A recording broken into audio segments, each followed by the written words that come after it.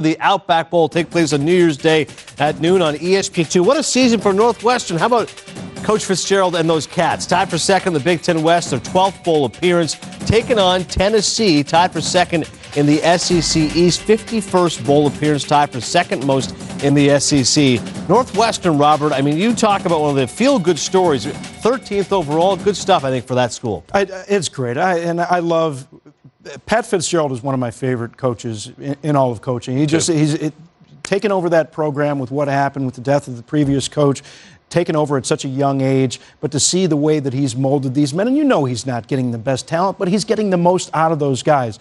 But here, once again, it's about guys maybe thinking about something outside of the locker room. You had the issue with the attempts to unionize that maybe were a bit of a distraction, but he brought those guys back together this year. And how about that first game? All talk about Stanford. Let's talk about Northwestern holding them 240 yards in that first game. This Northwestern defense is for real. I can't wait to see them against Josh Dobbs in this Tennessee offense. And 10 victories for them this year is amazing. When you think about it, as tough as it was for them to win the last few years, or around 500 or just below 500, for them to put it together this year, you're right, terrific job by Pat Fitzgerald. But I think they're facing a team in Tennessee with Joshua Dobbs that is a magician at that position. He's one of those kids that he can throw it, he can run it, he's getting better every week. And if you look at Tennessee, all the close games that they were in at the last minute this year that they could have won, and they're that close, and they've done a good job recruiting.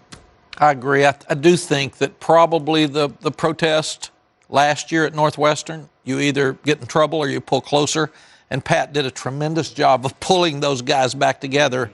It's about us. It's about one. He played there. He's really special. And Butch Jones is right on the edge of getting it turned and fixed at Tennessee. So this is a fun matchup to watch. As far as turnaround stories, how about the job Matt Rule's done with